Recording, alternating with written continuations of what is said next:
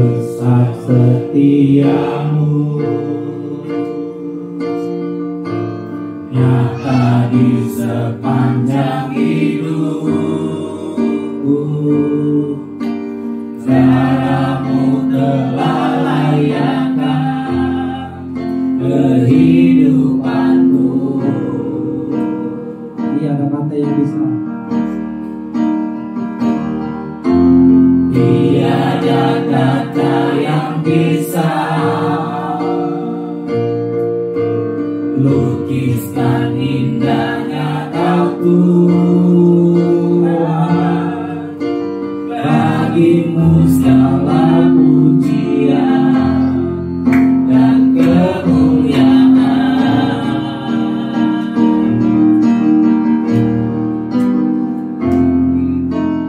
Sungguh besar setiamu, nyata di sepanjang hidupku. Sekarangmu telah layankan kehidupanku.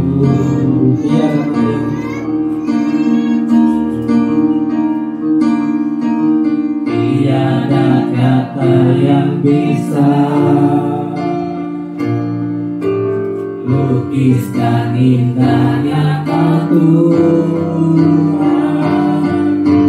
Bagimu segala pujian dan kemuliaan. kita bangkit berdiri sama-sama. Tinggilah Engkau Tuhan, melebihi segalanya, lebih dalam ku menyembah dalam roh dan kebenaran. Ku tinggikan Engkau Tuhan, melebihi segalanya, lebih dalam ku menyembah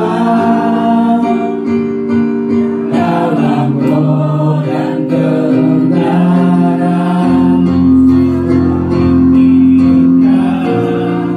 Engkau Tuhan, melebihi segalanya, lebih dalam ku menyembah dalam roh dan kebenaran selamanya. Kita sembah Tuhan. Haleluya Tuhan. Layak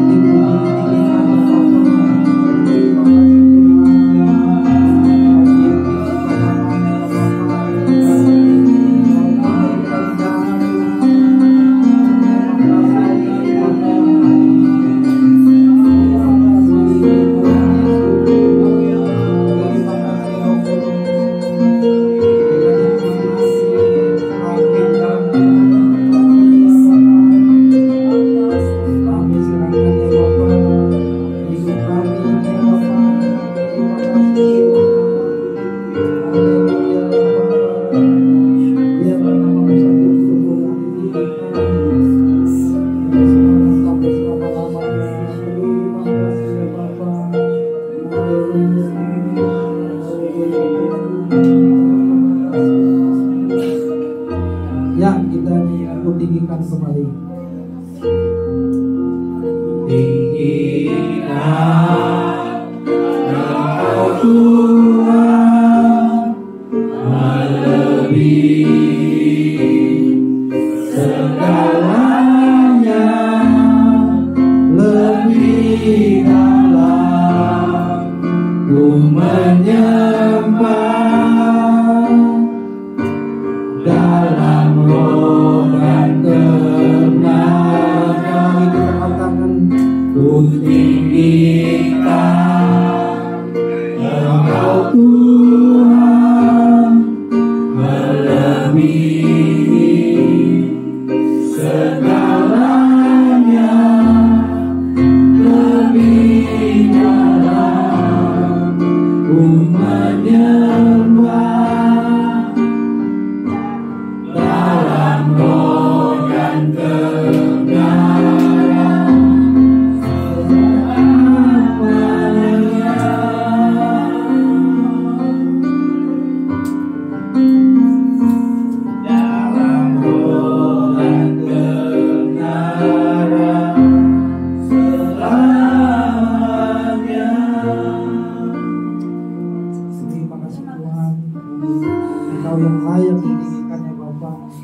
terima kasih Tuhan. Kami serahkan Bapak ibadah dunia Bapa.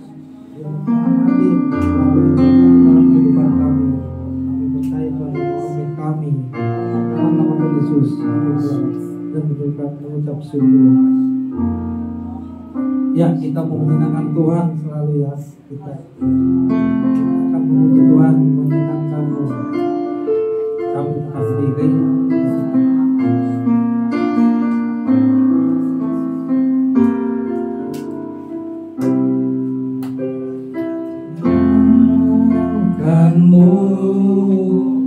Senangkanmu, hanya itu kerinduanku,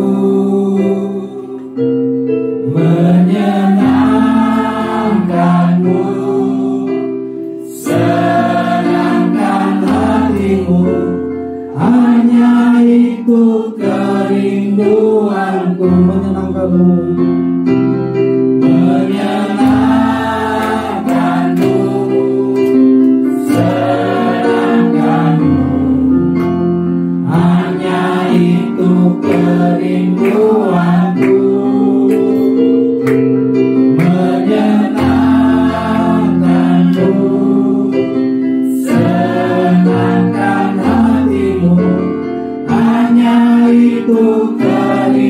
Menyenangkanmu, sekali lagi kita katakan menyenangkanmu, senangkanmu, hanya itu kerinduanku, menyenangkanmu, senangkan hatimu, hanya itu kerinduanku, hanya itu kerinduanmu, hanya itu kerinduanku, hanya itu kerinduanku.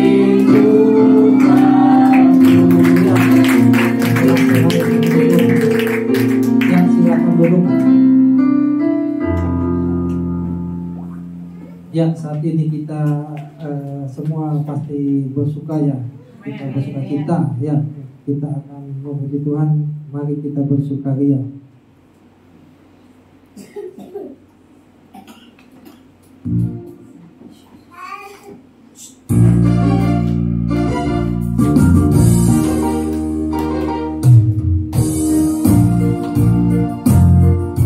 Ya, sambil bertepuk tangan kita memuji Tuhan. Mari kita bersukaria. Bersukaria,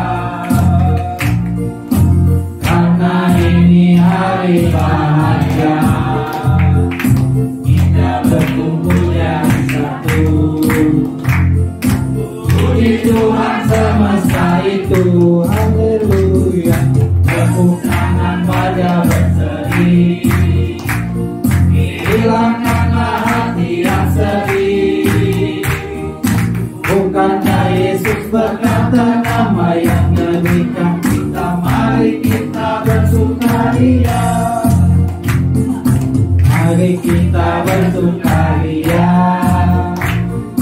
karena ini hari bahagia, kita berkumpul jadi satu.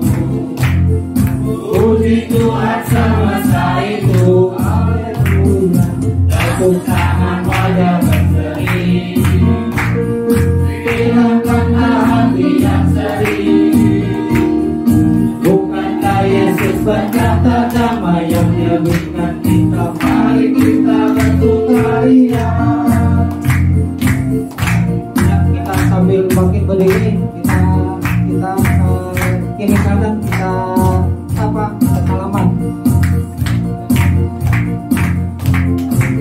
Ya, mari kita bersukaria.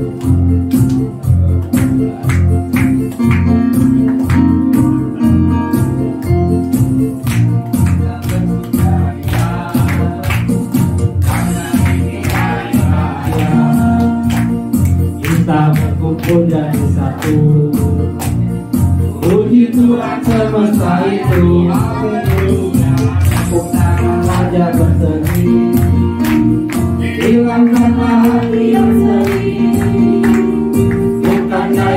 berkata damai yang Dia berikan kita. Mari kita bersukaria.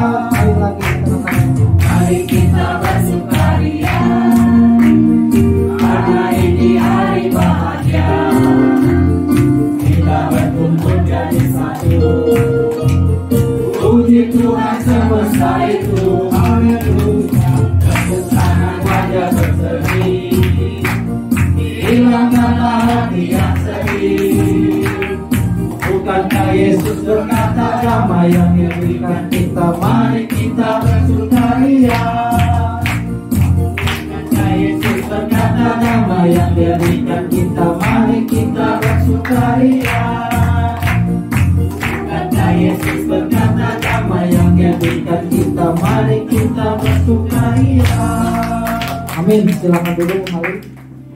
Ya, sebentar kita akan mendengarkan firman Tuhan yang disampaikan oleh hambanya Pak Gembala.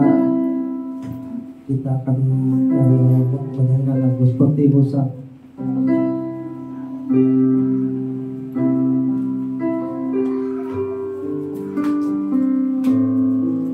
Ya, seperti Musa di sungaimu di waktu hidup kau.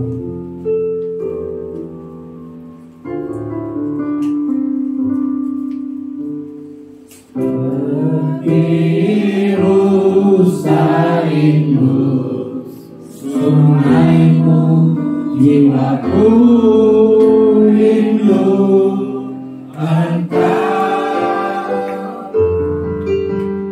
Kaulah Tuhan hasrat hatiku, ku rindu menyembahmu.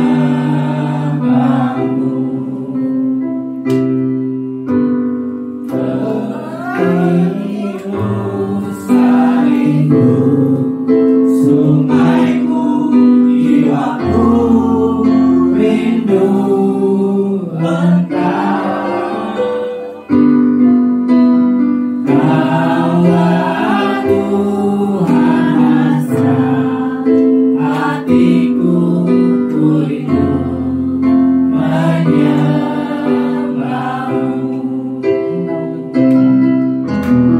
Engkau kekuatan dan perisaiku, kepadamu rohku berserah.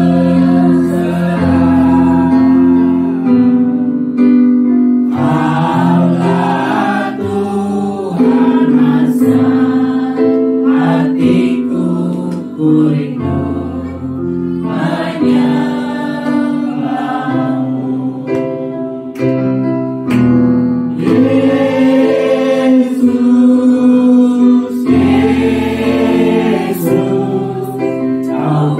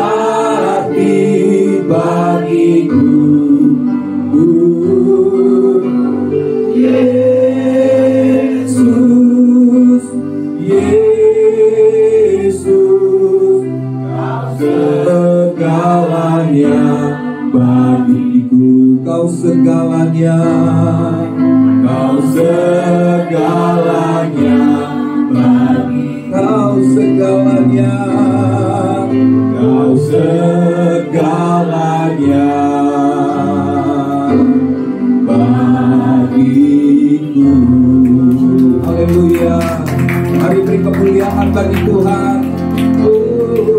Haleluya. Mari kita sembah Dia, kita naikkan pujian, kita naikkan penyembahan kita dengan suara kita. Kita agungkan Dia karena Dialah Raja, karena Dia adalah Tuhan. Dia penguasa tunggal dalam seluruh kehidupan kita. Haleluya. Haleluya.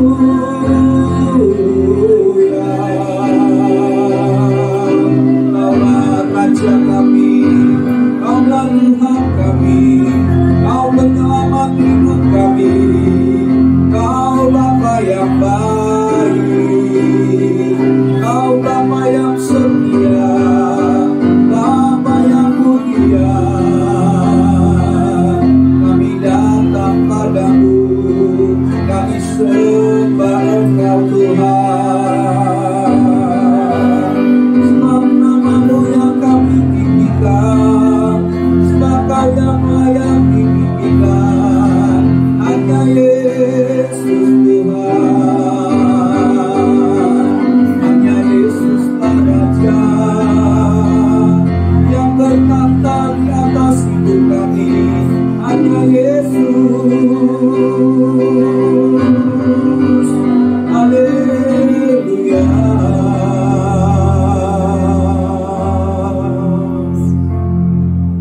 Benar Bapa, di minggu pagi ini kami datang kepadamu Tuhan.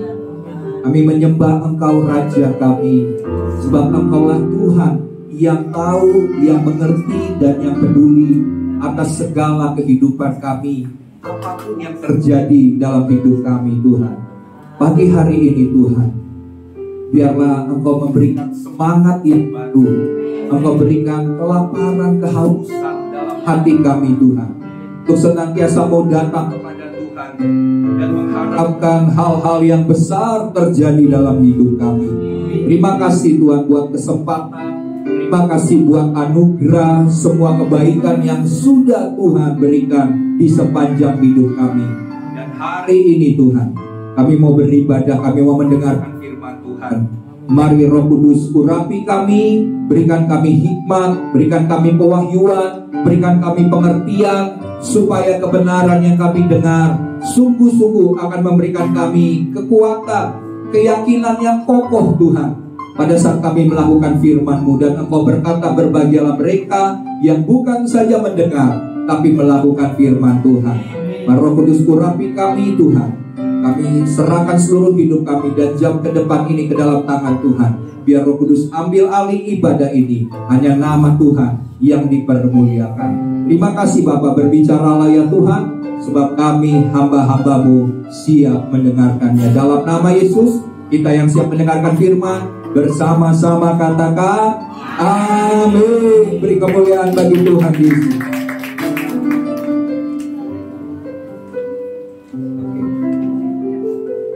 Ya, puji Tuhan, shalom. Haleluya. Saya bersyukur jemaat yang hadir ya di akhir tahun daripada bulan April ini ya. Saya lihat muka-muka yang baru saja liburan. Liburan panjang kita ya. Dan puji Tuhan jemaat boleh hadir. Saya percaya semua karena berkat anugerah kita semua boleh sehat. Walaupun saya dengar ada beberapa jemaat yang sakit, tapi kalau kita boleh hadir saat ini, Tuhan beri kesehatan, itu semua anugerah Tuhan. Amin. Oke, hari ini Bapak Ibu Saudara, saya akan menyampaikan firman Tuhan dengan judul Iman dan Hikmat. Mari sama-sama katakan iman dan hikmat. Oke. Nah, sebelum saya akan dan kita akan baca firman Tuhan, ada sebuah pertanyaan yang pertanyaan ini saya harapkan menjadi sebuah perenungan bagi setiap jemaat yang hadir saat ini. Pertanyaannya adalah begini.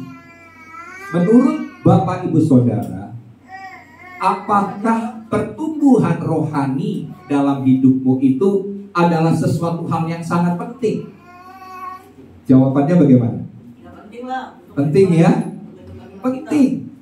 Pertumbuhan rohani kita itu sangat penting. Tapi banyak kali, walaupun kita tahu bahwa pertumbuhan itu penting, kita tidak tahu, kita tidak menyadari, kita tidak memahami bagaimana supaya pertumbuhan itu terjadi dalam hidup kita. Oleh sebab itu hari ini ada cara yang Tuhan mau ajarkan bagi setiap jemaat Tuhan, supaya pertumbuhan yang Tuhan inginkan itu terjadi dalam hidup kita. Dan caranya Tuhan itu berbeda dengan cara dan maunya kita. Ya, oke. Nah, sebelumnya mari kita baca firman Tuhan di dalam Yakobus pasal yang pertama ayat 2 sampai dengan ayat yang ke-8. Ya, Yakobus 1 ayat 2 sampai dengan ayat yang ke-8. Seperti biasa saya akan baca ayat yang kedua. Nanti Bapak Ibu Saudara baca ayat yang ketiga, dan kita bergantian sampai dengan ayat yang ke-8. Oke ya? Sudah dapat semua? Amin. Kalau yang ini bisa baca di layar. Oke. Ya, firman Tuhan berkata begini. Judul perikopnya adalah iman dan hikmat. Saudara-saudaraku, anggaplah sebagai suatu kebahagiaan apabila kamu jatuh ke dalam berbagai-bagai pencobaan. Oke?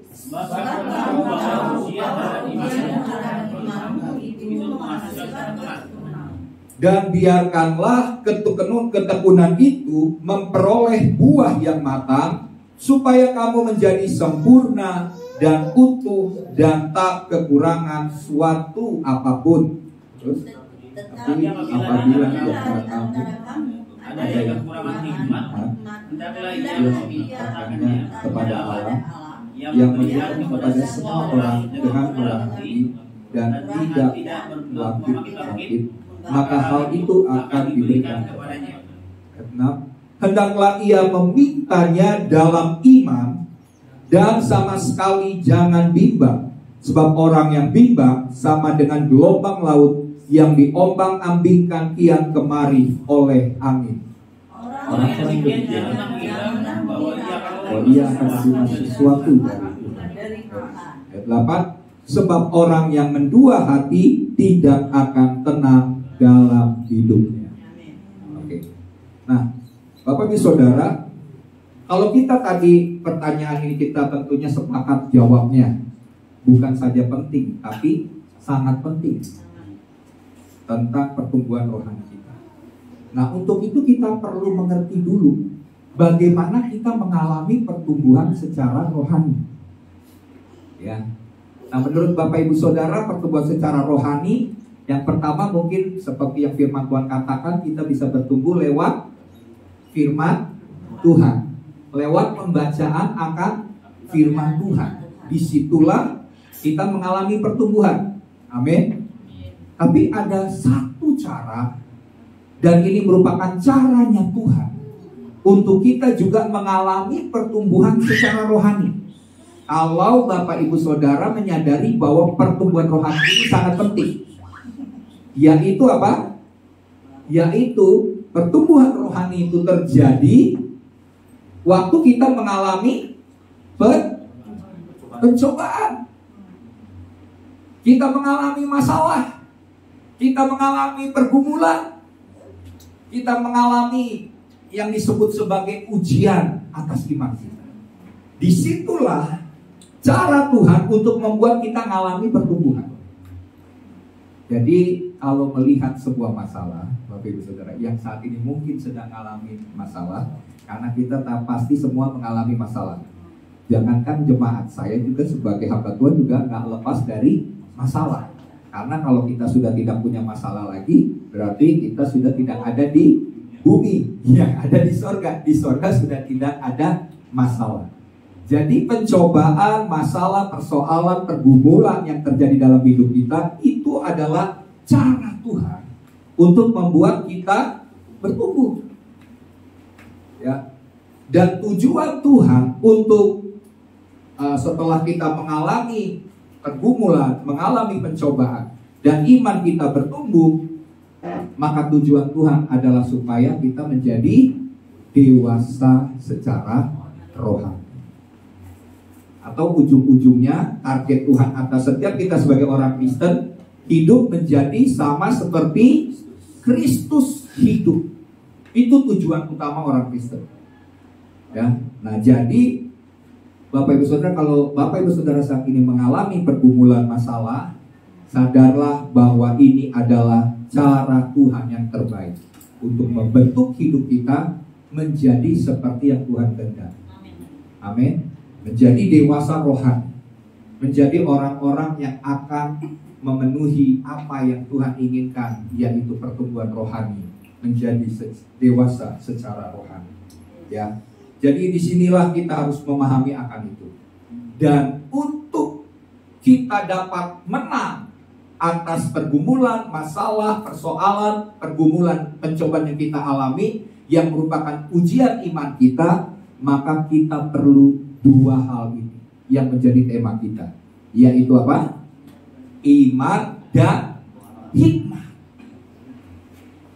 Jadi Tuhan gak saja membiarkan atau mengizinkan kita diuji, mengizinkan kita mengalami pencobaan, tapi Tuhan memberikan cara untuk kita mengatasi pencobaan dan ujian dalam hidup kita. Yaitu apa? Kita harus memiliki iman yang pertama. Terus yang kedua, kita harus memiliki hikmah. Kita nggak bisa cuma minta sama Tuhan, Tuhan saya butuh iman untuk mengatasi masalah saya. Itu nggak cukup. Kita juga nggak bisa cuma minta, Tuhan saya butuh hikmat untuk mengatasi masalah saya. Cara saya mengatasi, melewati masalah ini, saya butuh hikmat-Mu Tuhan.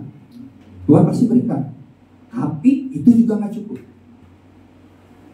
Ya, jadi nggak cukup iman, nggak cukup hikmat, harus dua-duanya, iman dan hikmat.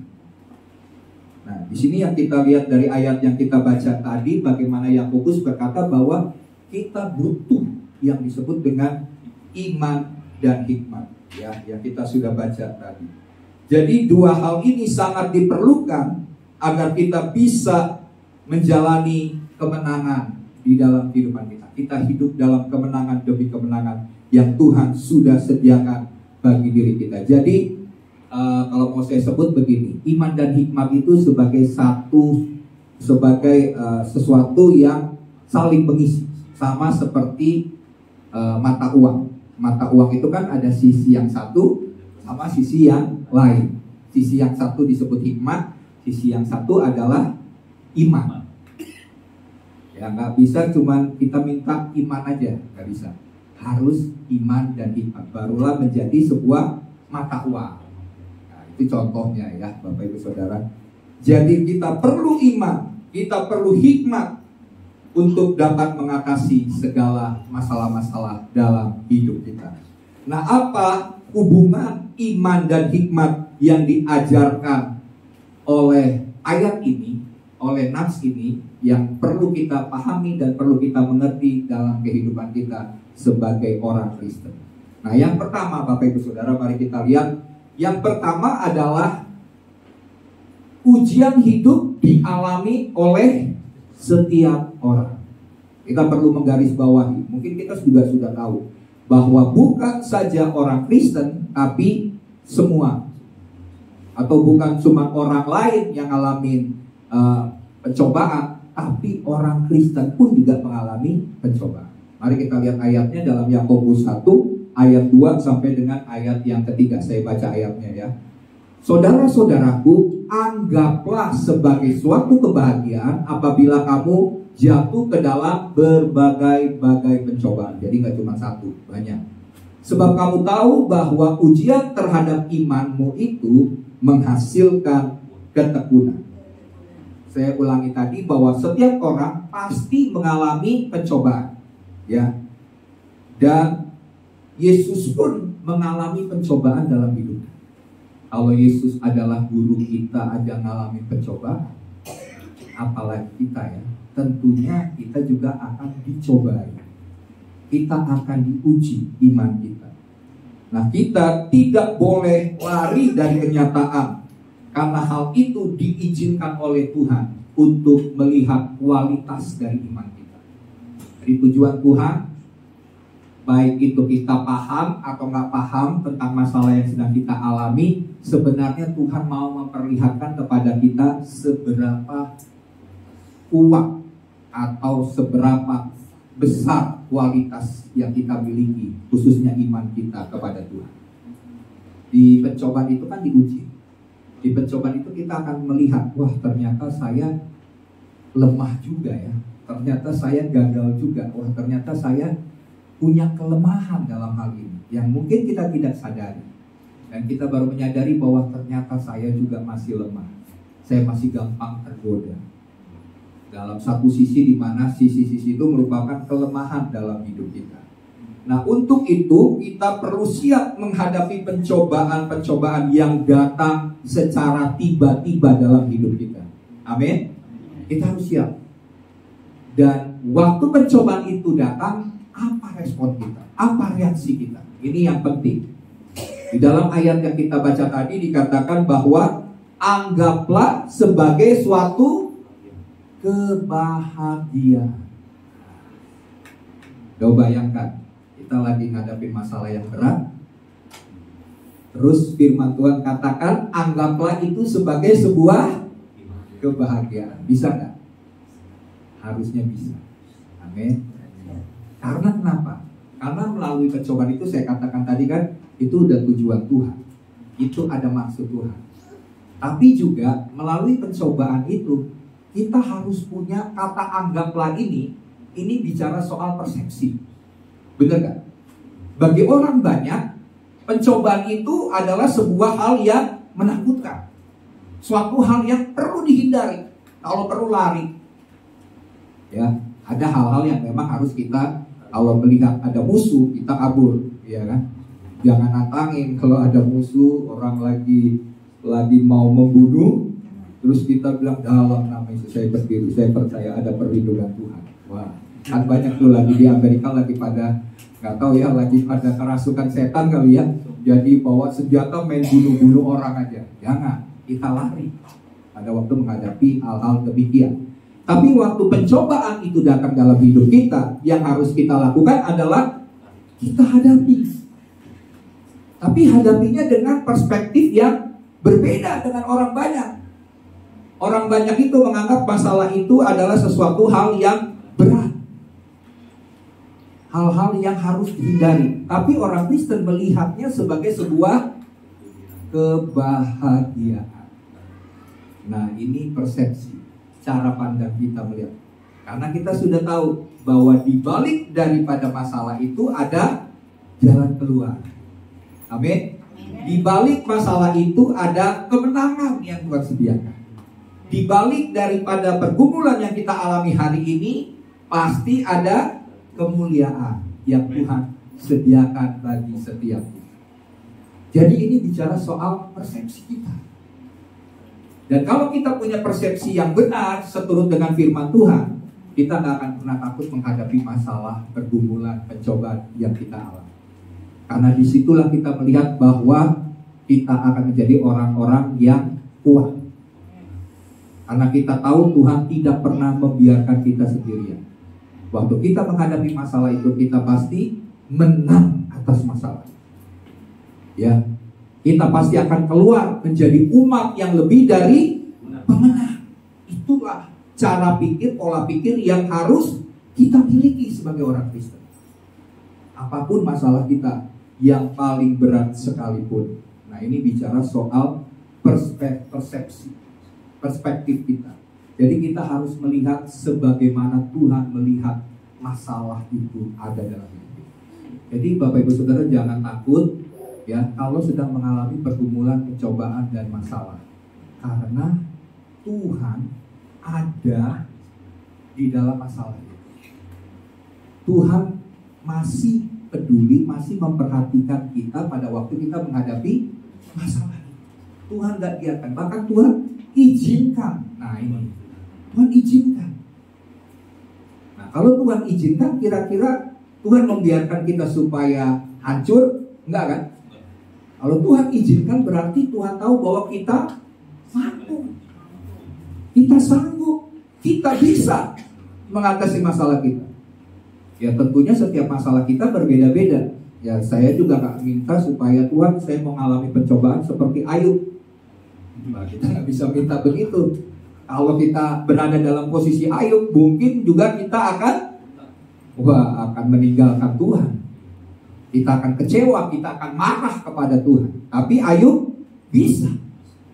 Sekalipun iblis sudah membuat dia sakit yang sangat parah, tapi dia mampu. Nah, demikian juga Bapak Ibu Saudara, kalau Bapak Ibu Saudara saat ini mengalami pergumulan yang berat, bagi Tuhan, cara pandang Tuhan melihat masalahmu yang terjadi dalam hidupmu, Tuhan lihat bahwa kita mampu.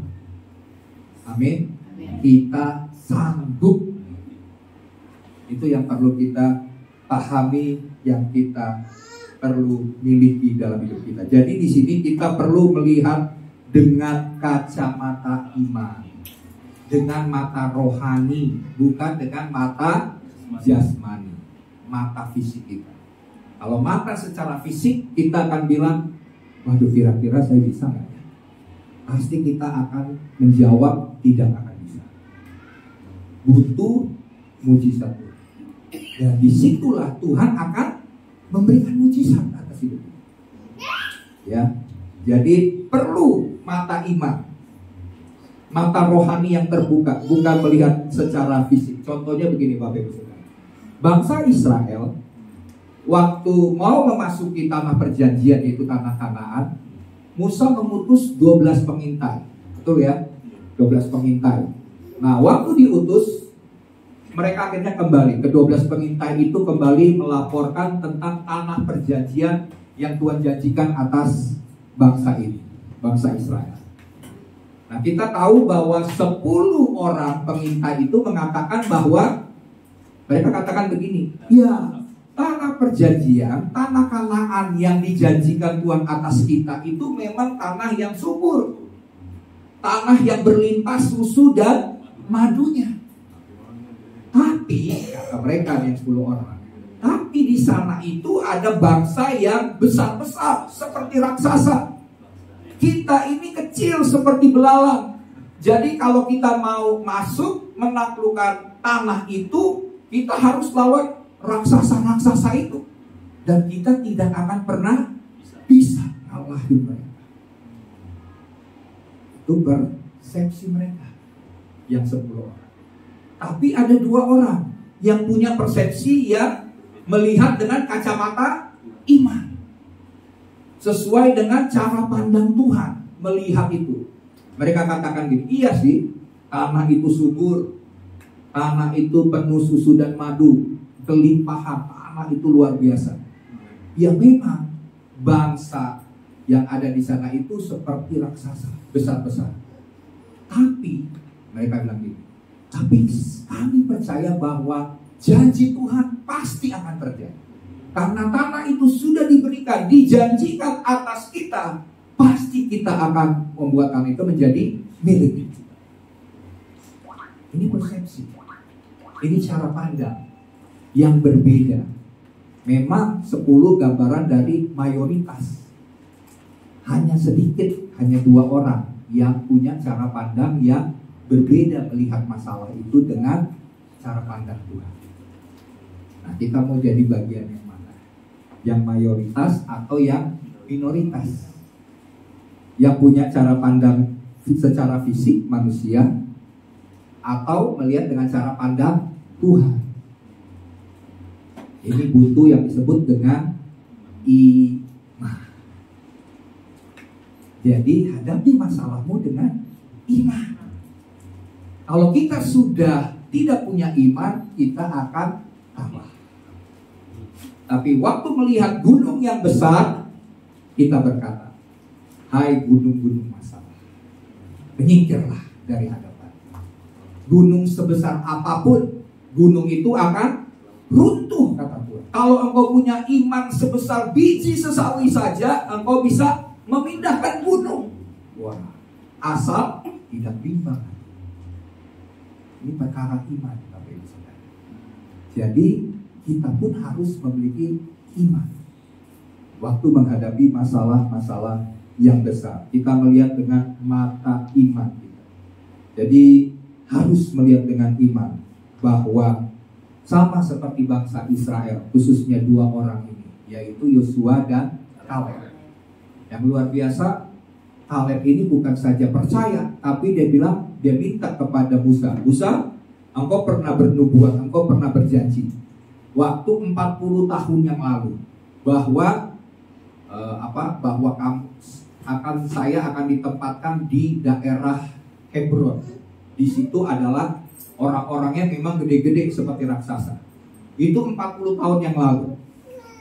Sekarang saya udah umur 85 tahun, kata Kaleb. Tapi kekuatan saya masih sama. Wah, coba bayangkan. Ini perkara iman, betul nggak?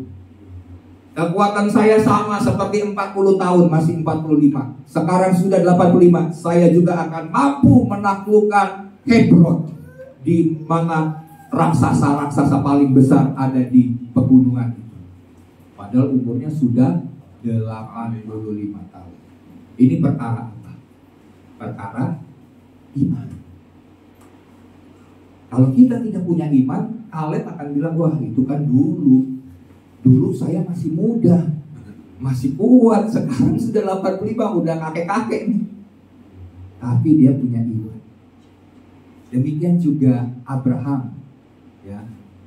Dia tahu bahwa istrinya sudah mati pucuk, tapi karena itu adalah janji Tuhan, dia percaya.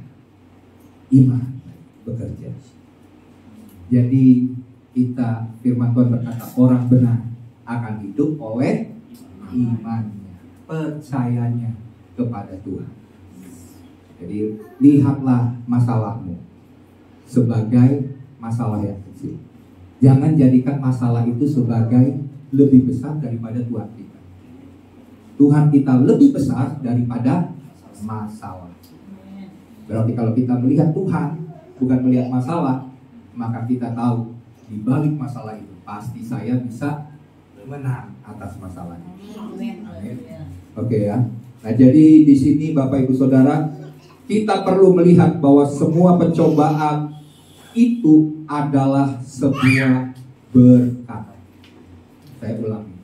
Mari lihat pencobaan itu sebagai sebuah berkat. Orang kalau dapat berkat, hatinya gimana? Senang, gembira, bahagia gitu kan.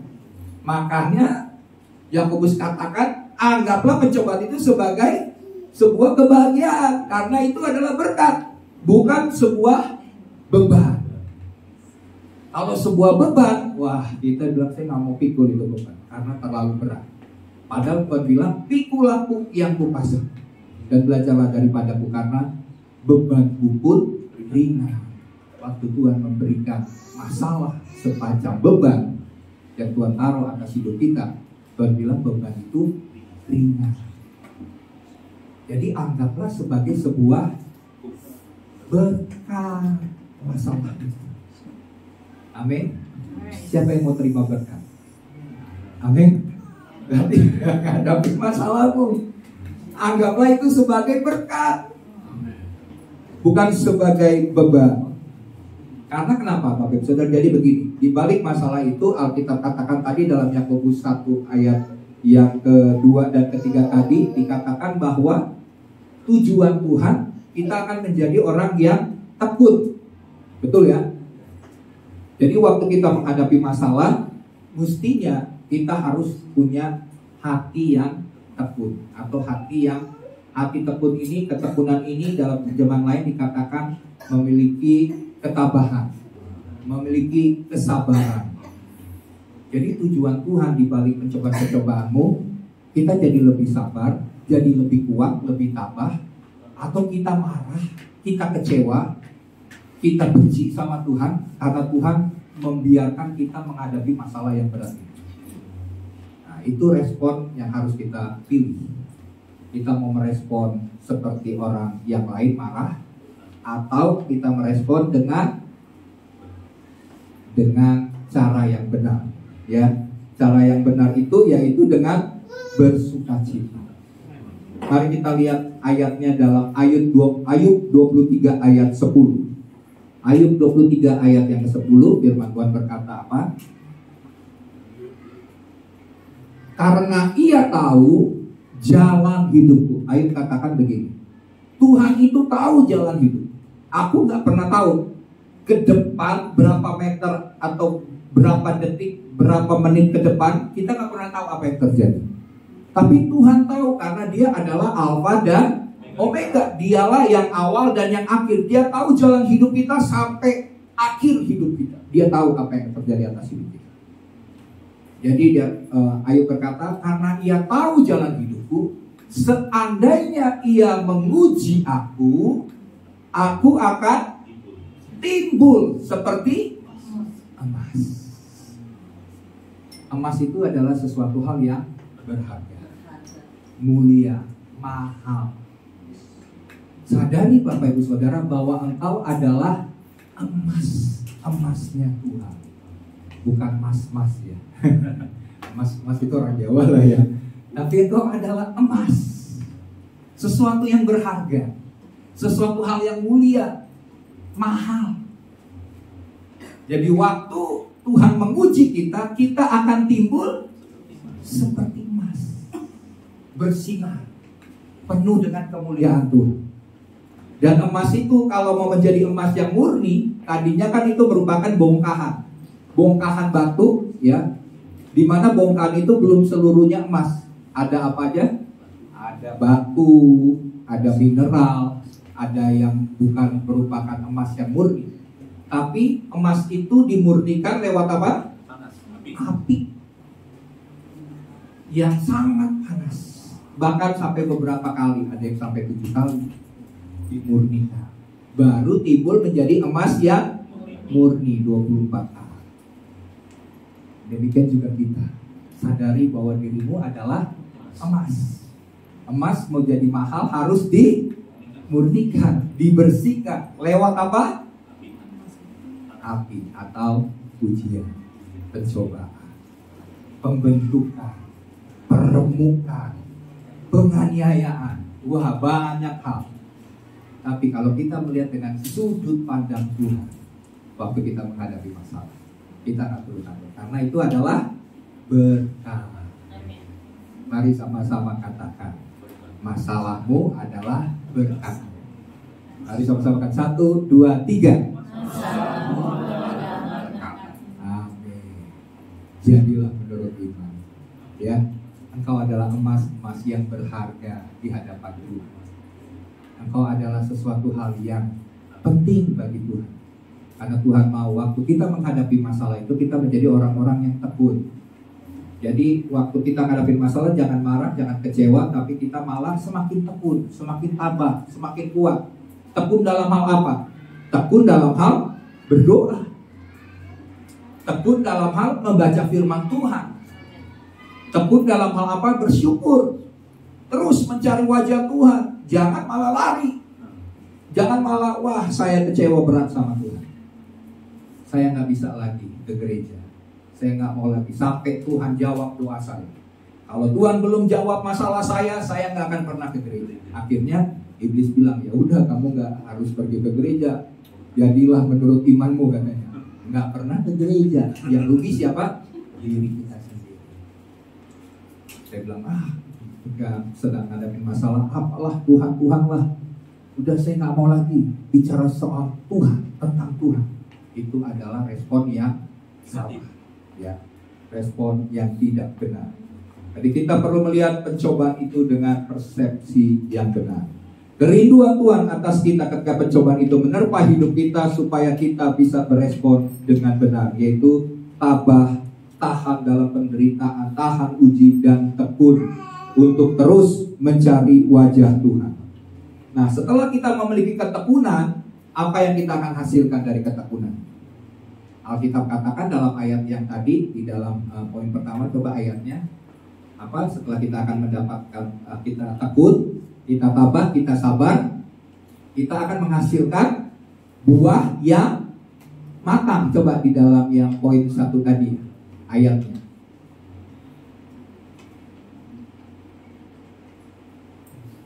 Oh iya, betul. Emas. Iya. Oh bukan. Yang 1, poin 1. Nah, Sebab kamu tahu bahwa ujian terhadap imanmu itu menghasilkan ketekunan. Kemudian sebenarnya ayat yang keempat, kalau saya boleh baca di sini dikatakan begini, ayat keempat ya. Dan biarkanlah ketekunan itu memperoleh buah yang matang, supaya kamu menjadi sempurna dan utuh dan tak kekurangan suatu apapun. Ya, jadi tujuan Tuhan kita menghasilkan buah. Buahnya harus matang. Kalau nggak matang, siapa yang suka buah yang matang? Paling kalau buah mangga ya, kalau lagi pusing katanya cari yang buah yang nggak matang, katanya makin asam makin jreng katanya. Tapi sebenarnya kan buah itu yang kita harapkan adalah buah yang matang. Nah, Tuhan mau juga kita berbuah dewasa. Orang yang dewasa ini adalah orang yang menghasilkan buah. Hidupnya berarti kalau buah itu menjadi berkat. Jadi orang yang dewasa secara rohani hidupnya akan jadi berkat, berbuah-buah lebat, buah yang matang. Supaya apa? Supaya kamu jadi sempurna, perfect, utuh, lengkap, sempurna, tidak kekurangan sesuatu apapun. Wah, ini yang luar biasa. Kalau sudah kita mencapai orang menjadi orang yang buahnya matang, menjadi orang yang dewasa secara rohani, kira-kira orang pengen dekat dengan kita atau pengen jauh dengan kita? Pasti kita jadi orang yang dicari. Betul nggak? Saya seneng nih bergaul sama orang ini karena dia ini orangnya baik. Kalau ngomong sama dia soal masalah, dia nggak akan cerita ke orang-orang karena orangnya bisa menjaga rahasia. Orangnya baik karena dia sudah dewasa secara rohani. Buahnya matang. Kita cari buah yang matang. Nah, jemaat juga ya pasti mencari orang-orang yang demikian, yang dewasa secara rohani. Nah, itu yang pertama ya Bapak Ibu Saudara. Jadi kita harus memiliki buah yang sempurna, iman yang berbuah-buah lebat, supaya kita boleh menjadi berkat dimanapun kita ada. Nah, yang kedua, ujian harus dihadapi dengan hikmat. Ayat yang kelima firman Tuhan berkata begini, tetapi apabila di antara kamu ada yang kekurangan hikmat, hendaklah ia memintakannya kepada Allah yang memberikan kepada semua orang dengan murah hati dan dengan tidak membangkit-bangkit. Maka hal itu akan diberikan kepadanya. Yang kedua, untuk menghadapi ujian hidup, kita perlu hikmat Tuhan. Ketika menghadapi, misalnya waktu kita sekolah ya, waktu kita ngalamin ujian, kan ada soal-soal yang harus dijawab. Kira-kira soal-soal itu punya kunci nggak untuk jawabannya? Punya. Kalau kita punya kuncinya untuk jawaban soal-soal di ujian itu, maka nilai kita kan jadi nilai yang terbaik, bahkan 100. Dulu saya ingat waktu SMA, beberapa teman nyontek gitu ya ujian, karena mendapatkan hasil yang terbaik. Ya, saya jujur juga, saya pernah nyontek waktu SMA juga. Pernah waktu itu. Tapi ya itu, waktu saya nyontek ini jujur, ketahuan sama guru, langsung dikasih 0. Nah, itu berarti saya kurang pinter. Pernah Bapak Ibu. Nah, kan ternyata setiap soal itu tentunya punya jawaban, kunci jawaban. Kalau kita punya kunci jawabannya, maka kita akan bisa menjawab soal itu dengan benar. Nah, kunci jawaban untuk setiap persoalan-persoalan yang terjadi dalam hidup kita adalah apa? Hikmat Tuhan. Kita butuh hikmat Tuhan. Tapi banyak orang Kristen menganggap bahwa waktu menghadapi masalah, saya hadapi dulu. Kalau sudah capek, udah nggak ada daya lagi, langsung kita berserah sama Tuhan. Aku berserah. Setelah udah mentok sih, tapi sewaktu menghadapi masalah, kita menghadapi dengan kekuatan kita sendiri, dengan hikmat kita sendiri, sampai batas, ya kan? Kan ada kan lagunya kan?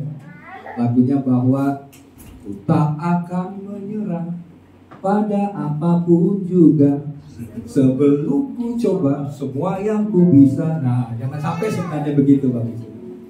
Jangan sampai sebelum ku bisa. Lebih baik langsung minta hikmat. Tuhan, caranya bagaimana? Tuhan tuntun saya. Langkah saya menghadapi masalah ini bagaimana? Itu yang lebih tepat. Ya kalau kita mau putar-putar sedikit, gak apa-apa kata Tuhan. Ya gak apa-apa sih, main-mainan sedikit dulu. Udah sampai mentok, udah cukup, udah nyerah. Nah baru aku turun tangan. Ya, kita harus minta hikmat Tuhan. Itu yang kedua. Ya, masih banyak orang yang melakukan hal-hal itu dengan hikmatnya sendiri. Bapak Ibu Saudara, Raja Salomo, kita tahu Raja Salomo ini adalah anak dari Raja Daud. Apa yang dimiliki oleh Raja Salomo? Hikmat dan pengetahuan. Dia adalah raja yang memiliki hikmat, dan hikmat Raja Salomo ini tidak pernah ada lagi dimiliki oleh seorang manusia selain yang diberikan kepada Salomo. Suatu kali waktu dia menjadi seorang raja, Tuhan bertanya, apa yang mau engkau minta kepadaku? Salomo gak minta kekayaan, betul kan? Karena bagi dia kekayaan itu hanyalah dampak. Tapi dia minta intinya. Intinya adalah hikmat Tuhan. Waktu dia miliki hikmat, apa yang terjadi? Kekayaannya berlimpah-limpah. Jadi kita harus minta hikmat dalam mengatasi masalah. Coba kita lihat firman-Nya dalam Amsal 8 ayat yang ke-11. Amsal 8 ayat 11, firman Tuhan berkata begini. Karena hikmat lebih berharga daripada permata. Apapun yang diinginkan orang tidak dapat menyamai. Ini yang bicara siapa? Amsal ini yang nulis Raja Salomo. Salomo tahu betul menghadapi pergumulan, menghadapi persoalan, karena dia memimpin sebuah bangsa yang besar. Dia seorang raja yang masih muda. Dia butuh apa? Butuh hikmat. Dan dia tahu hikmat itu lebih berharga dari permata, dari kekayaan. Permata itu kan gambaran kekayaan. Ya siapa yang gak suka permata? Saya yakin ibu-ibu suka ya. Pasti. Permata itu adalah barang yang sangat berharga. Tapi Salomo katakan, itu lebih berharga dari permata. Apapun yang diinginkan oleh seseorang tidak dapat menyamainya. Hikmat lebih besar. Bahkan dengan hikmat Tuhanlah Tuhan menciptakan alam semesta. Coba kalau kita cuma lihat di bumi, ya kita cuma pergi bisa jauh lihat ke tempat-tempat pariwisata yang indah-indah, kita udah kagum dengan perbuatan tangan Tuhan ya. Kan baru selesai liburan nih, pasti liburan ini kan cari tempat-tempat yang bagus ya, tempat-tempat yang indah. Kita lihat, kita nikmati ciptaan Tuhan sangat luar biasa. Tapi Tuhan menciptakan semua alam semesta ini, bukan saja di bumi, tapi galaksi dan semua bintang-bintang yang ada, yang kalau dihitung kemungkinan miliaran atau triliunan bintang. Jadi bumi ini hanya salah satu dari bintang yang Tuhan ciptakan. Dan waktu Tuhan menciptakan itu semuanya selaras. Coba seandainya salah satu bintang aja, bumi aja gak berputar sebagaimana yang sudah diatur oleh Tuhan, bisa apa? Bentrokan dan hancur dalam seketika. Itu yang disebut dengan kiamat. Tapi Tuhan membuat semua tata surya dan semua galaksi, semua bintang-bintang itu berjalan sesuai dengan porosnya, sesuai dengan apa yang sudah Tuhan tetapkan. Itu namanya butuh hikmat. Siapa yang buat? Tuhan. Begitu besar hikmat Tuhan. Selain dia maha kuasa, dia memiliki hikmat untuk menciptakan alam semesta ini. Apalagi persoalan. Kita diciptakan sebagai makhluk yang mulia. Gambar diri Tuhan diciptakan melalui hidup kita. Dan Tuhan mau hikmatnya itu yang menciptakan alam semesta diberikan kepada manusia, khususnya orang percaya, anak-anak Tuhan. Makanya Salomo katakan hikmat itu tidak bisa menyamai apapun. Itu hikmat Tuhan yang menciptakan alam semesta. Apalagi yang lebih hebat daripada hikmat Tuhan? Kekayaan apapun gak bisa. Hikmat yang dibutuhkan, hikmat Tuhan. Oke ya. Jadi Tuhan memberikan itu secara firman Tuhan katakan dalam ayat tadi. Mari kita lihat ayatnya lagi. Di dalam poin yang kedua ayatnya, firman Tuhan berkata begini. Ayatnya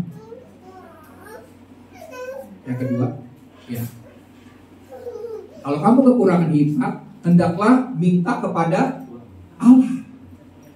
Minta aja.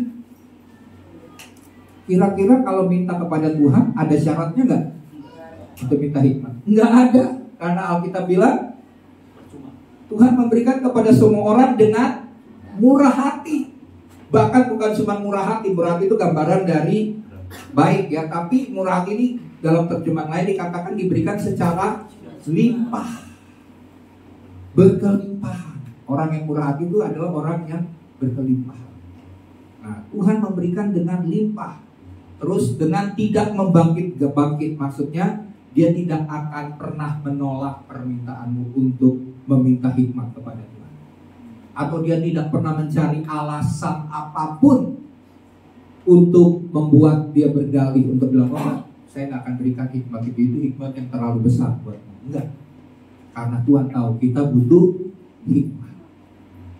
Orang Tuhan aja rela turun ke dunia untuk menebus dosa kita, betul kan? Dia kan sudah enak di sorga, ibaratnya seperti itu.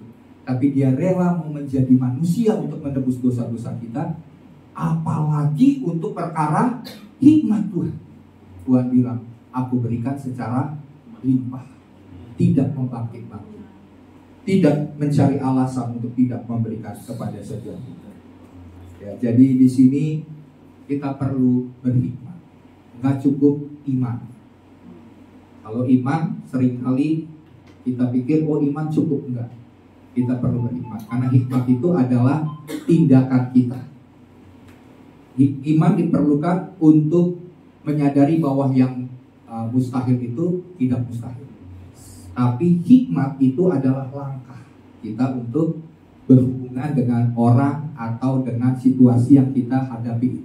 Kita butuh hikmat, nggak cukup iman. Ya, contohnya Bapak Ibu Saudara, misalnya gini, saya nih seorang yang sudah tahu misalnya masalahnya di perut. Saya pernah masuk rumah sakit 4 kali untuk masalah perut ini. Ya, nah karena saya tahu kelemahan saya, maka saya nggak akan makan makanan yang memicu kelemahan saya itu muncul. Itu yang disebut dengan hikmat. Ya, kalau kita tahu bahwa kita ini nggak boleh sesuatu makanan, nggak boleh karena kita memiliki penyakit itu, kita harus berhikmat. Nggak cukup dengan iman. Ya, wah nggak, pokoknya bagi Tuhan nggak ada yang mustahil. Pokoknya pasti saya nggak akan kena, yang lain kena pasti saya nggak. Karena firman Tuhan berkata, walau 1000 rebah, 10.000 di sebelah kanan, itu tidak akan menimpa saya. Itu iman saya. Tapi nggak cukup iman, butuh hikmat. Ada perlu olahraga, perlu bergerak, ya, perlu melakukan hal berpikir yang benar untuk tetap sehat, jangan juga berpikir yang salah. Itu adalah cara-cara yang disebut dengan hikmat. Itu yang kedua ya. Dan yang ketiga, yang terakhir, hikmat harus diminta dengan iman. Oke, ayat 6 dan 7 boleh dibaca, saya bacakan. Hendaklah ia memintanya dalam iman, dan sama sekali jangan bimbang. Sebab orang yang bimbang sama dengan gelombang laut yang diombang-ambingkan kian kemari oleh angin. Orang yang demikian janganlah mengira bahwa ia akan menerima sesuatu dari Tuhan. Jadi kalau kita minta hikmat Tuhan harus dengan iman. Kalau enggak, ada kebimbangan, kata Alkitab, kata firman Tuhan, orang yang bimbang tidak akan pernah menerima sesuatu dari Tuhan. Itu adalah yang bimbang itu sebenarnya nggak boleh ada dalam kamus kekristenan, mestinya. Karena kalau kita bimbang, kita minta sesuatu sama Tuhan, bimbang tidak dengan iman, tidak akan pernah mendapatkan yang kita minta. Ragu-ragu, bimbang, tidak percaya, itu tidak akan terima. Jadi iman, kita minta hikmat pun harus dengan iman. Iman itu berarti kita mempercayai bahwa apa yang kita minta pasti Tuhan akan berikan. Karena itu adalah minta sesuai dengan kehendak Tuhan. Hikmat itu adalah kehendak Tuhan. Waktu kita minta pasti Tuhan berikan. Kalau kita minta yang tidak sesuai dengan kehendak Tuhan, biar kita sebut pakai iman sekalipun, tidak akan Tuhan berikan. Karena nggak sesuai. Misalnya, Tuhan, saya pengen merampok. Tolong jaga lindungi saya, supaya saya bisa merampok, supaya hasil rampokan saya ini bisa saya bagikan kepada orang-orang miskin, ya Robin Hood gitu ya. Tuhan bilang nggak bisa. Ini doa, sekalipun saya bilang saya ini punya kemampuan Tuhan, saya punya kehebatan nih untuk merampok nih, saya udah punya cara-caranya nih. Nah, kalau kita melakukan hal itu, Tuhan bilang nggak akan bisa. Walaupun kita sebut dengan iman sekalipun, karena tidak sesuai dengan kehendak Tuhan. Harus dengan kehendak Tuhan. Kita harus punya hikmat, minta hikmat kepada Tuhan yang memberikan dengan cuma-cuma. Cara memperoleh hikmat adalah bukan hanya baca buku, ikut kursus, seminar dan lain sebagainya, tapi minta dengan iman kepada Tuhan. Nah, banyak kali orang Kristen ini minta sesuatu tapi tidak dengan iman. Berdoa aja kita sedang alami masalah. Berdoa aja kita bilang, Tuhan tolong sembuhkan saya dalam nama Yesus, amin. Langsung mikir obatnya apa ya? Gak apa-apa lah, yang penting udah doa dulu. Tapi jangan sampai doanya itu hanya formalitas. Kan yang penting udah berdoa Pak Pendeta. Jadi setelah itu obatnya bagaimana, caranya bagaimana, kita buat sendiri. Salah ya. Tapi jadi formalitas. Doa itu hanya formalitas, tapi doa itu harus dengan iman. Baru alternatif terakhir, nanti Tuhan akan berikan hikmat. Mungkin hikmatnya pergi ke dokter, pergi ke rumah sakit, hikmatnya pasti Tuhan akan beri tuntunan. Ya, jadi di sini kita perlu minta hikmat kepada Tuhan dengan iman. Harus percaya sungguh-sungguh waktu kita mendoakan bahwa kita telah menerimanya. Karena Tuhan berjanji bukan saja dosa-dosa kita yang ditebus di atas kayu salib, tapi apa? Sakit penyakit. Itu yang harus kita pahami. Sakit penyakit Tuhan sudah tebus. Ya. Nah, memang cara Tuhan berbeda-beda. Ada yang misalnya nih dipanggil Tuhan, kalau gitu kan firman Tuhan bilang oleh segala sakit penyakit sudah disembuhkan. Berarti kenapa masih ada orang Kristen yang meninggal karena sakit? Tuhan kadang-kadang mengizinkan. Tapi kalau harus seperti demikian, ya itu cara Tuhan, gitu ya. Bukan berarti ya udah nggak ada penyakit lagi. Orang Kristen sudah tidak ada penyakit karena Tuhan bilang sudah ditebus. Jadi kalau mati karena sakit itu berarti doanya nggak sungguh-sungguh dengan Tuhan. Tuhan bisa pakai cara berbagai macam cara kan untuk memanggil kita. Lewat sakit penyakit pun bisa. Orang kita naik pesawat aja meninggal, bisa juga ya kan. Orang Kristen bukan berarti karena ada orang Kristen di pesawat terus maka pesawat itu akan selamat sampai tujuan. Bisa saja kita meninggal dalam situasi demikian. Ada orang yang meninggal misalnya gempa bumi, ada kan banyak waktu peristiwa gempa bumi di Palu. Ada orang Kristen juga kan yang meninggal. Bukan berarti wah saya puji Tuhan luput dari itu karena doa saya kuat. Yang mati orang Kristen yang mati karena gempa bumi itu berarti imannya gak kuat. Gak bisa juga gitu kita menghakimi.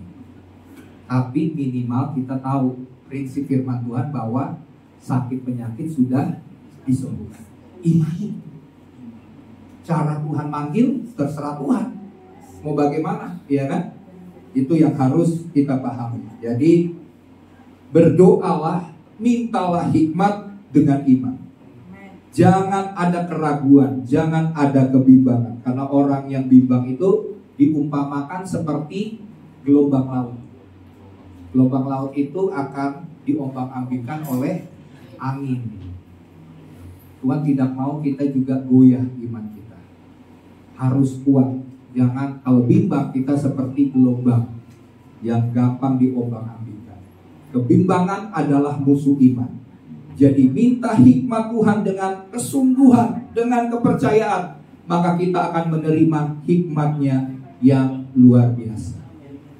Jangan sampai Tuhan udah berikan hikmat nih ke kita, tapi kita bilang, aduh, kayaknya nih nggak cocok dengan keinginan saya, nggak cocok dengan kemauan saya. Nah, kalau sampai itu terjadi, maka yang rugi diri kita sendiri, karena kita nggak mau mengikuti hikmat Tuhan. Tuhan pasti mau berikan, pasti Tuhan berikan jalan keluar, pasti Tuhan berikan hikmat. Tapi kalau kita menolaknya, kesalahan bukan dalam diri Tuhan, tapi diri kita sendiri yang menolak hikmat dan jalan-jalannya Tuhan. Ya, jadi Bapak Ibu Saudara, dua hal ini, iman dan hikmat harus berjalan beriringan. Tidak ada yang lebih hebat, tidak ada yang lebih kuat. Sama-sama harus beriringan. Di mana kita berjalan dengan iman, kita butuh hikmat. Di mana ada hikmat Tuhan, di mana kita harus menjalani situasi itu, kita butuh iman.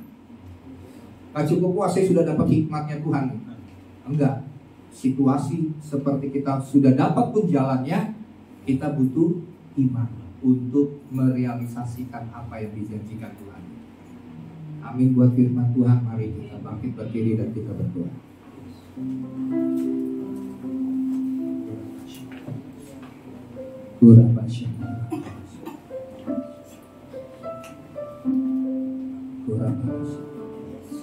Mari kita nyanyikan lagu Ku Pandang Wajah.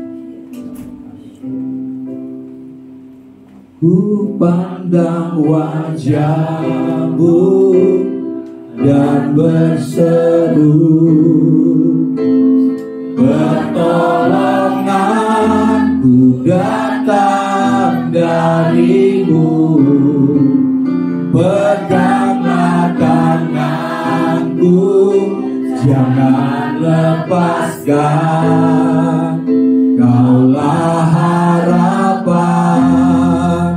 Dan sekali lagi katakan, ku pandang wajah-Mu, pandang wajah-Mu dan berseru, pertolongan kami hanya pada Tuhan saja datang dari-Mu.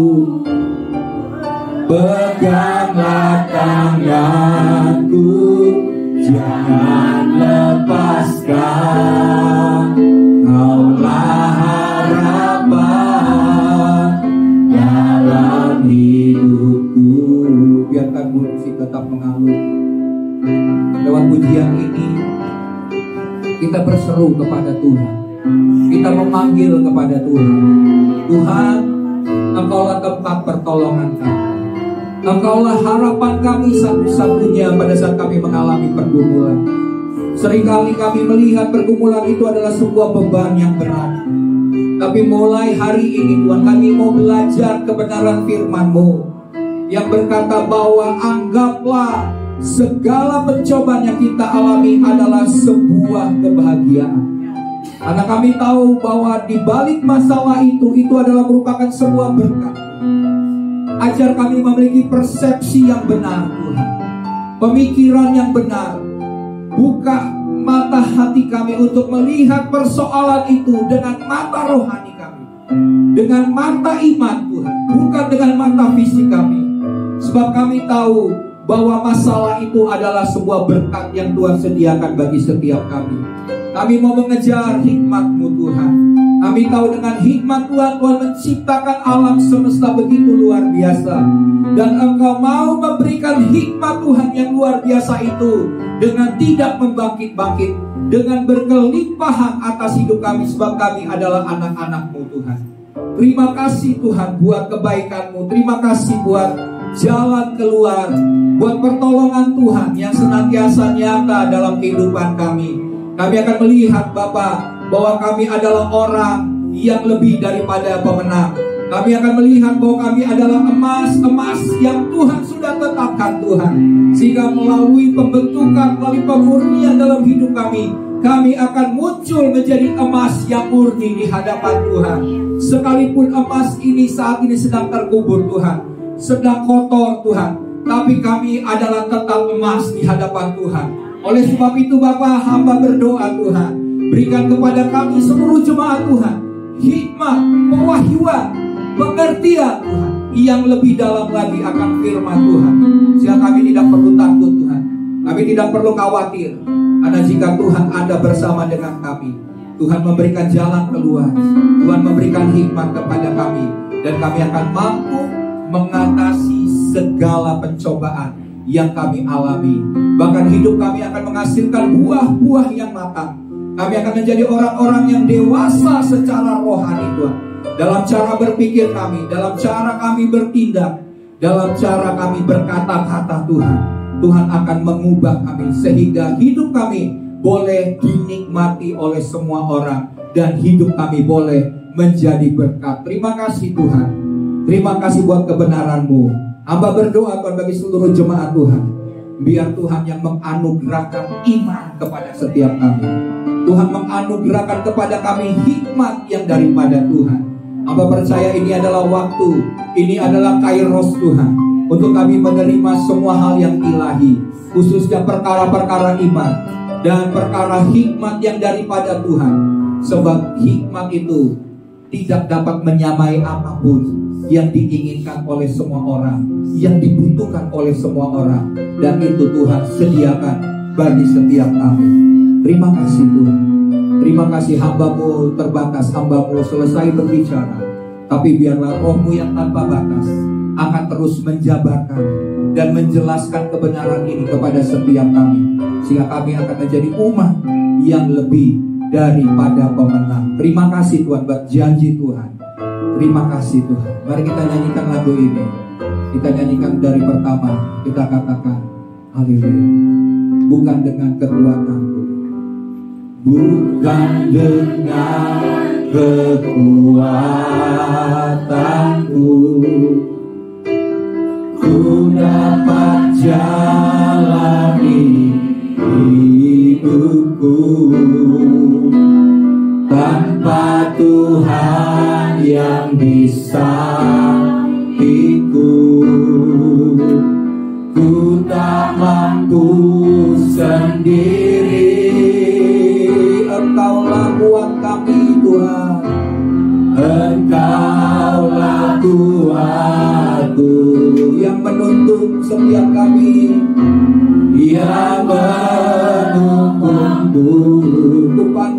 Ku pandang wajah-Mu dan berseru, amin.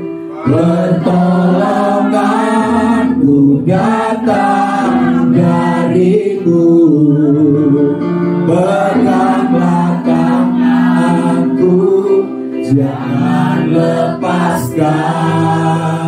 Kaulah harapan. Mari angkat tanganmu, katakan, ku pandang wajah. Amin Tuhan.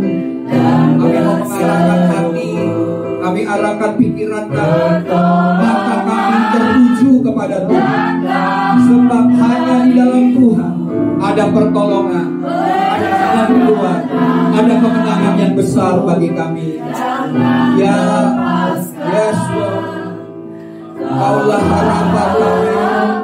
Amin Tuhan. Sekali lagi katakan, ku pandang dan melihat ada sebuah permata-permata ilahi yang dilepaskan atas setiap kita yang hadir. Itu adalah hikmat yang daripada Tuhan. Permata Tuhan lebih indah dari permata yang dimiliki oleh dunia. Itu adalah hikmat, itu adalah iman.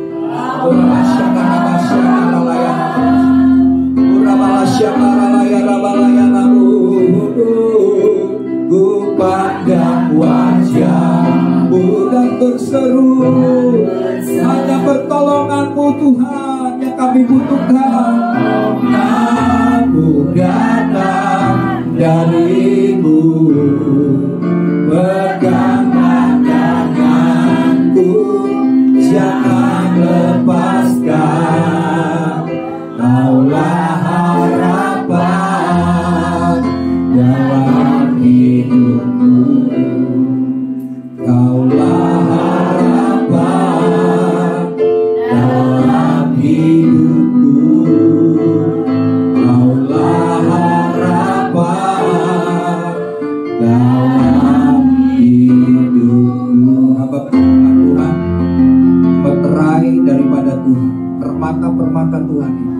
termeterai dalam hati kami.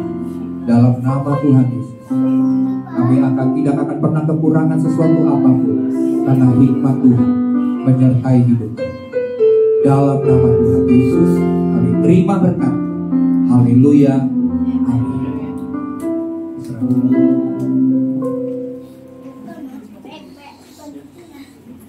Ya, terima kasih kepada Tuhan Yesus dan Pak Gembala atas berkat firman-Nya sudah memberkati kita akan beriman dan berhikmat yang daripada Tuhan.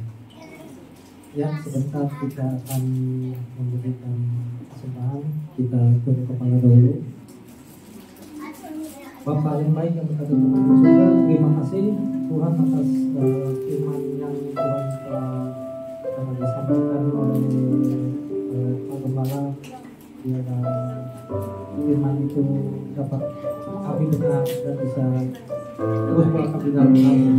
Tuhan juga pimpin Pak Gembala, Tuhan berikan kesehatan, Tuhan pimpin dalam keluarga dan lainnya. Tuhan pakai lebih lagi Pak Gembala melayani. Tuhan berkati bukan hikmat dari Tuhan. Terima kasih ya Tuhan. Sebentar kami akan memberikan, kiranya kami dapat membalas segala kebaikan Kamu ya Bapak. Kami mau berikan dengan hati yang penuh sukacita. Terima kasih karena Tuhan telah selalu memberkati kami. Sebentar kalau kami Tuhan, biarlah kesempatan kami dapat membuat kerajaan. Terima kasih Bapak yang baik. Kami serahkan dalam satu nama yang cukup, nama Tuhan Yesus, terus nama kami yang hidup. Haleluya. Amin. Yang sebentar kita akan memberikan persembahan. Kita menyanyikan lagu Betapa Hatiku. Betapa hatiku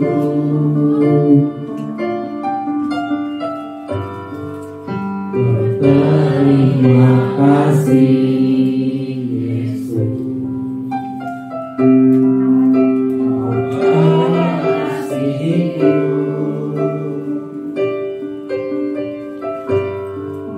Kau memilikiku.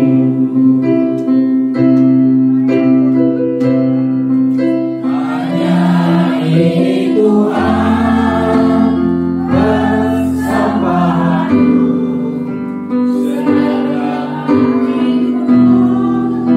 jiwa dan ragaku, sebab Kau memiliki harta kekayaan yang cukup berarti untuk persembahkan. Karena ini Tuhan permohonanku, terimalah Tuhan persembahanku. Pakailah hidupku sebagai alat seluruh hidupku.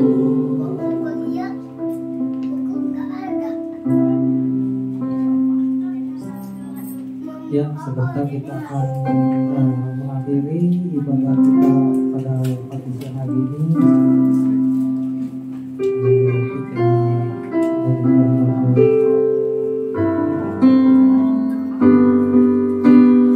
pandang wajah-Mu dan berseru, pertolonganku datang dari-Mu. Peganglah tanganku, jangan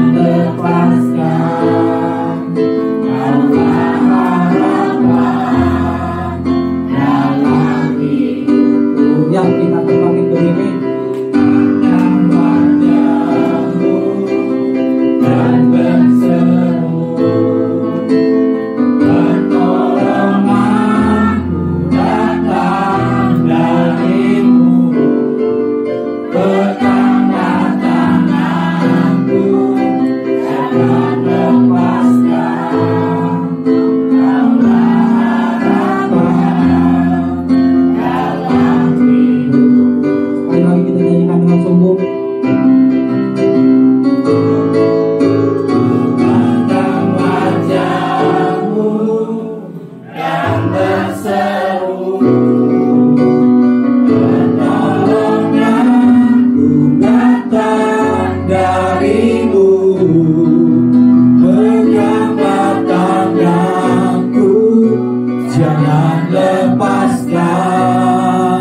Kaulah harapan dalam hidup, kaulah harapan, kaulah harapan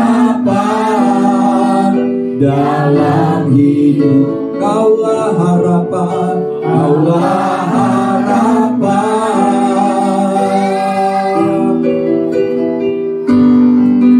dalam hidupku. Haleluya. Terima kasih Tuhan buat kebenaran Tuhan, harta surgawi yang Tuhan sudah berikan bagi kami, iman dan hikmat Tuhan yang luar biasa. Oleh sebab itu biar kami menyimpan dalam hati kami kebenaran ini Tuhan, dan pada waktunya biar kebenaran ini akan kami munculkan dalam tindakan kami, dalam perkataan kami Tuhan, dan kami akan menjadi orang-orang yang menang. Tuhan yang memberkati seluruh jemaat Tuhan. Kami percaya Bapa bahwa segala pergumulan dan masalah kami Tuhan sudah memberikan jalan keluar. Kami percaya Tuhan, yang sakit Tuhan sembuhkan, yang berbeban berat Tuhan sudah bebaskan dan lepaskan. Tuhan berikan kemenangan. Yang sedang mengalami pergumulan masalah keuangan, Tuhan memberikan jalan keluar. Tuhan menyediakan segala sesuatu yang kami butuhkan dan kami perlukan. Kami akan melihat terobosan demi terobosan terus terjadi dalam hidup kami. Kami akan melihat mujizat itu semakin nyata terjadi dalam hidup kami. Kami akan melakukan perkara-perkara yang besar, sebab Tuhan kami adalah Tuhan yang lebih besar dari segala masalah-masalah kami. Tuhan yang menyediakan baik segala jemaat yang membutuhkan pekerjaan. Kami berdoa Tuhan menuntun setiap langkah mereka.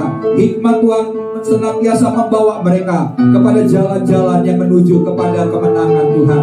Terima kasih Bapa, kami percaya Tuhan yang menyediakan pekerjaan yang terbaik untuk dapat mencukupi segala kebutuhan dari setiap kami umat Tuhan. Kami juga berdoa Tuhan bagi anak-anak, bagi remaja, bagi orang yang bekerja Tuhan. Tuhan berikan senantiasa hikmat, kecerdasan, kepintaran, sehingga mereka boleh melakukan tugas baik pekerjaan mereka, sekolah mereka, kuliah mereka dengan baik. Mereka boleh mendapatkan nilai-nilai yang terbaik. Mereka boleh menjadi karyawan-karyawan juga yang berhasil ya Tuhan, menjadi teladan dalam kehidupannya. Sebab Tuhan senantiasa mengangkat kami, dan Tuhan akan membawa kami ke jalan-jalan-Mu yang benar. Terima kasih Bapa, kami juga berdoa Tuhan bagi setiap masalah-masalah yang tidak dapat kami sebutkan satu persatu Tuhan, tapi kami tahu bahwa Tuhan senantiasa menolong kami tepat pada waktunya. Tuhan tidak pernah membiarkan kami sendirian. Tangan Tuhan, bahkan tongkat Tuhan, gadah Tuhan senantiasa menyertai kami di sepanjang kehidupan kami. Terima kasih Bapa. Kami juga berdoa Tuhan bagi kota, bagi wilayah, bagi bangsa di mana kami tinggal, negeri kami Indonesia, negeri yang kami kasihi, negeri di mana kami dilahirkan Tuhan. Kami tahu bukan perkara kebetulan kami ada di bangsa ini, dan kami tahu Tuhan bukan perkara kebetulan kami ada di musim ini Tuhan, di Kairos Tuhan yang Tuhan sudah tetapkan atas kami.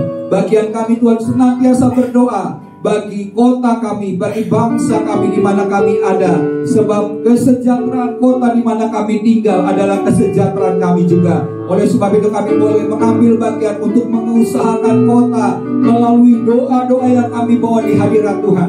Sebab doa-doa kami tidak pernah sia-sia. Doa mampu mengubah segala sesuatu.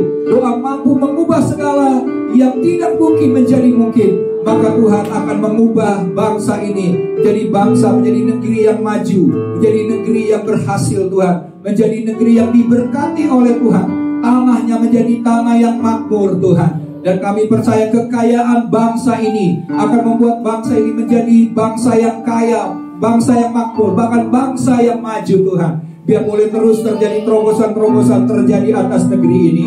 Kami berdoa Tuhan berkati akan presiden kami, Bapak Joko Widodo, Wakil Presiden Haji Ma'ruf Amin. Kami memberkati juga seluruh staf menteri, jajaran pemerintahan dari tingkat pusat sampai tingkat daerah, pemerintah daerah Tuhan. Tuhan berkati dari tingkat yang tertinggi sampai yang terendah RT dan RW Tuhan. Kami berdoa Tuhan, hikmat Tuhan turun atas mereka. Roh takut akan Tuhan turun atas hidup dari pemimpin-pemimpin bangsa kami, sehingga segala keputusan yang mereka ambil akan membuat bangsa ini sejahtera, bukan untuk mencari kepentingan diri sendiri, tapi membuat bangsa ini semakin maju Tuhan. Terima kasih Bapa, kami berdoa buat keamanan negeri ini Tuhan. Kami minta jika Tuhan tidak berjaga-jaga, maka sia-sialah pengawal berjaga-jaga. Oleh sebab itu Tuhan, kami berdoa buat keamanan negeri ini. Tuhan, menutup bungkus negeri ini, dijauhkan dari segala rancangan-rancangan jahat iblis, baik itu pemecah belah, baik itu intoleransi, radikalisme, terorisme. Kami ikat setiap pekerjaan iblis itu dalam nama Tuhan Yesus Kristus. Kami tidak izinkan roh jahat untuk memecah belah bangsa ini. Dan kami berdoa Tuhan, Tuhan yang mencurahkan shalom itu, damai sejahtera Tuhan turun atas negeri Indonesia. Berkati TNI dan Polri yang juga menjaga keamanan negeri ini. Tuhan senantiasa memberikan hikmat sehingga negeri ini boleh senantiasa aman. Bahkan kami berdoa biar tudung Tuhan, darah Tuhan membungkus negeri ini dari Sabang sampai Merauke, dari Sangir Talon sampai Pulau Rote Tuhan.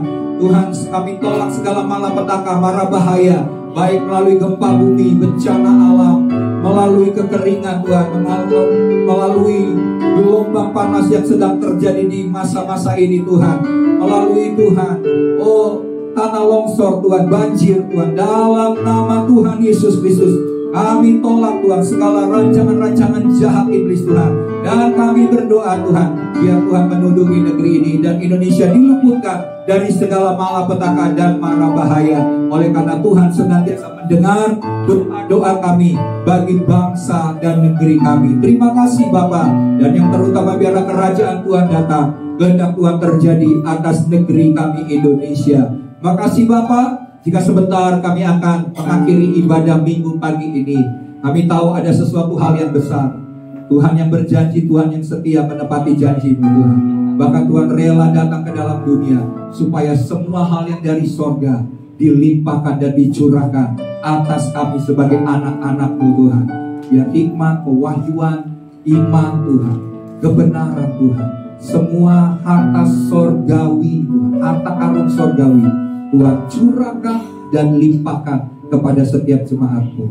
Sebelum kami akan pulang, mari jemaat Tuhan angkat tangan, harapkan hal-hal yang besar. Tangan-Mu diurapi Tuhan, tangan-Mu diberkati oleh Tuhan, dan Tuhan siap menyediakan semua hal yang terbaik atas hidup-Mu. Diberkatilah hidup-Mu, diberkatilah keluarga-Mu, diberkatilah pekerjaan-Mu, pelayanan-Mu, segala sesuatu yang Kau kerjakan dengan kedua tangan. Tuhan memberkati, membuatnya berhasil dan beruntung, karena Tuhan beserta dengan engkau.